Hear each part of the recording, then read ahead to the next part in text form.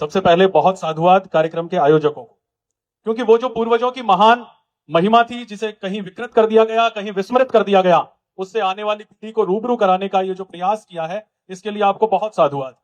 गागरोन का ये शाखा कार्यक्रम, और गागरोन वो किला, तीन तरफ से नदियों से घिरा हुआ, वो खड़ी पहाड़ी का वो गागरोन का किला, अपने राजाओं की वीरता और स्वाभिमान पर इठलाता हुआ वो किला, 2 शाकों और 14 युद्धों का साक्षी गागरोन का किला, जहां विक्रम संवत 1480 में, जैसा कि पूर्व में चक्रवर्ती सिंह साहब बता के गए, अभिमन्यु बना ने बताया कि एक वीरवर राव अचलदास जी खींची के नेतृत्व में पांडु के शासक होशंगशाह के विरुद्ध एक जबरदस्त युद्ध किया गया, जिसमें 40,000 मातृ शक्ति ने अपने सतीत्व की रक्षा के लिए अपने प्राणों की आहुति दी, जौहर किया। और वो जो समय आया, वीरवर राव अचलदास जी खींची बड़े प्रजावत्सल शासक, जब होशंगशाह ने अटैक किया, और राव अचलदास जी खींची के 12 पुत्र थे, 2 जो सबसे छोटे पुत्र थे, उनको ये डिसाइड करते हुए कि वंश परंपरा को आगे बढ़ाने के लिए इन 2 पुत्रों को अपने ननिहाल मेवाड़ में महाराणा मोकल के यहां भेज दिया जाए। तो जो 2 छोटे अबोध बालक थे, उनका यह जवाब था कि राजपूती परंपरा में युद्ध से विमुख होना कहीं मेरा क्षत्रिय धर्म नहीं सिखाता, हम भी राजपूती परंपरा को आगे बढ़ाते हुए अपने पिता के साथ में युद्ध करेंगे। लेकिन उन्हें समझाया गया कि अगर सभी रणखेत रहेंगे तो ये पूर्वजों की महान परंपरा को आगे कौन बढ़ाएगा। युद्ध हुआ, 15 दिवस तक युद्ध चला।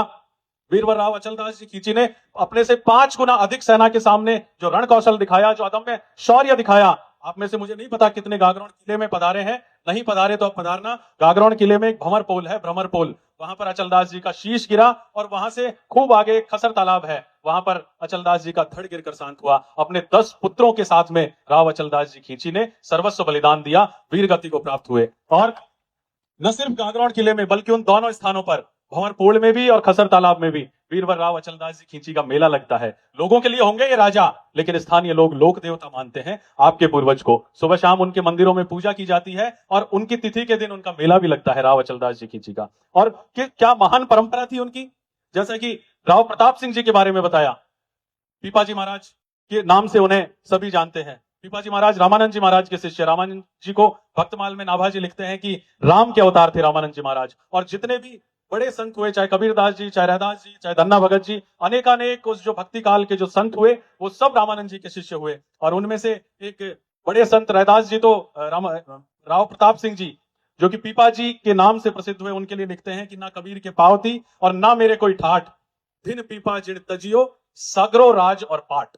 ना तो कबीरदास जी के कोई ठाठ है, ना रैदास जी कहते हैं मेरे ठाठ है, लेकिन ये धन्य है राव प्रताप सिंह जी, ये धन्य है राव पीपा जी, जिन्होंने की असंख्य महल मालियों को, हीरे जवाहरातों को, और उन सब राजपाट को, ऐश्वर्य और सुख को, जिस ऐश्वर्य के लिए और भोग के लिए और भौतिक सुख सुविधाओं के लिए सब कोई लालायित रहता है, उसको आपके पूर्वजों ने, हमारे पूर्वजों ने ठोकर मारकर, वस्तु समझकर उस सुख और भोग और ऐश्वर्य को ठोकर मार दी।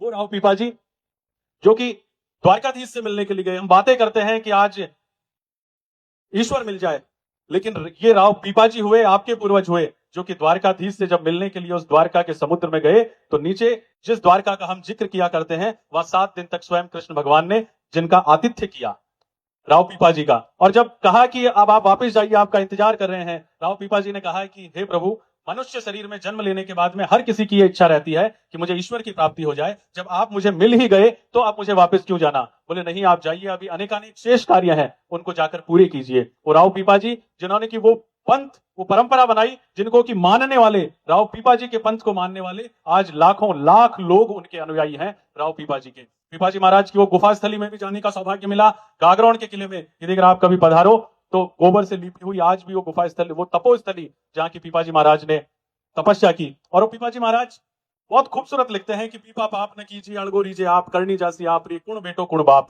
यानी कि जो कर्म है, स्वयं के कर्म है, वो ही कार्य देंगे, ना कोई बेटा है ना कोई बाप है। और भी पीपाजी महाराज किस तरह का संदेश देकर गए, ये मैं नहीं कह रहा, पीपाजी महाराज संदेश देकर गए आहार व्यवहार पर। आज बात की जाती है हिस्ट्री की, यदि अगर कहीं भी बात करें तो वीरता की बात होती है, युद्ध कौशल की बात होती है, लेकिन क्या पूर्वजों का आहार व्यवहार था, क्या खान पान था, क्या परंपराएं थी, उन पर बात नहीं होती। पीपाजी आहार व्यवहार पर, क्या खान पान होना चाहिए हमारा, उसके ऊपर एक दोहा लिख कर गए कि जीव मार जीमण करे, खाता करे बखान, पीपा परकत देख ले थाली माए मसाण। जो जानवरों को मारकर उनकी हत्या करके भोजन करते हैं, वो यही देख लो कि वो थाली के अंदर शमशान है। ये पीपाजी महाराज लिख के गए। और किस तरह के यशस्वी पूर्वज हुए आपके, शत्रुसेन जी। आज बात करते हैं कि सारे शासक एक हुए, सारे सूर्यवंश के और चंद्रवंश के शासक, यदि अगर इन 500 इन 1000 सालों में कभी एक बार कभी किसी एक राजा के झंडे के नीचे एक हुए तो उनका नाम है महाराणा सांगा, जिनके नेतृत्व में इतिहास में इतना झूठा पढ़ा दिया गया कि राजपूत शक्ति एक नहीं थी इसलिए हार गए। महाराणा सांगा के नेतृत्व में 120 राजाओं ने राणा सांगा को अपना नेता मानते हुए उनके झंडे के नीचे, उनके डंडे के नीचे, उनके नेतृत्व में युद्ध किया, जिनमें से एक गागरोन के शासक शत्रुसेन जी खींची भी थे। चाहे बयाना का युद्ध हो, चाहे बाड़ी का युद्ध हो, चाहे खानवा का युद्ध हो, आपके पूर्वजों ने वो कुर्बानियां दी, वो वीर गति प्राप्त की, जिनका इतिहास में स्वर्ण अक्षरों में नाम लिखा हुआ है। गागरोन में, झालावाड़ में पूजा की जाती है। और यदि अगर आगे बात करें, अभिमन्यु बनाने की बात कही कि 11.5 शाखे हुए राजस्थान की धरती पर, 2 शाखे खींचियों के हुए। इससे भी और आगे यदि अगर बढ़कर बात करें एक कदम, तो चौहान राजवंश आपका, अगर 11.5 शाखों में से सबसे ज्यादा किन्हीं के शासक हुए तो ये मुझे बताते हुए बड़े गर्व की अनुभूति होती है और आपके सुनकर रोंगटे खड़े होंगे कि 6 शाखे अकेले चौहान राजवंश के हुए। 6 शाखे।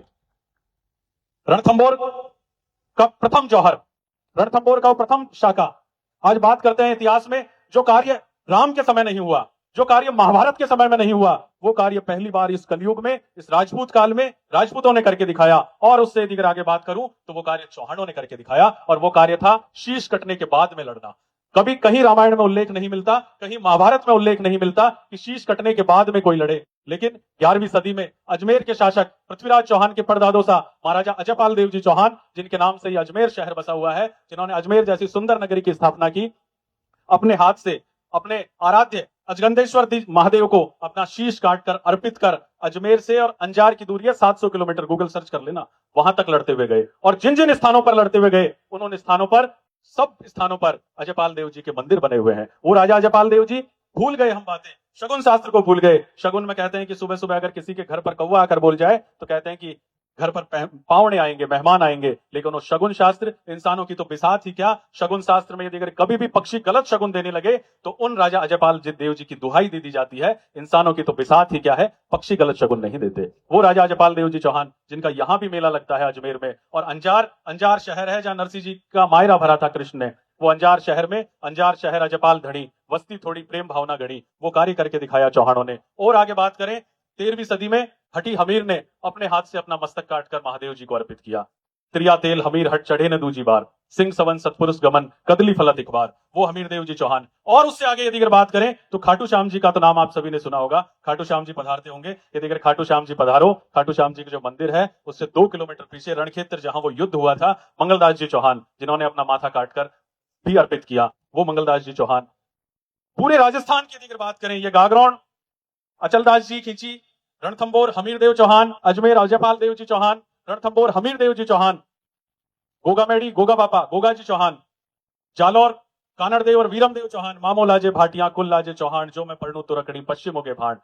पूरे राजस्थान को यदि अगर सबसे ज्यादा जौहर शाके किन्हीं ने किए तो चौहानों ने किया, आपके पूर्वजों ने किए।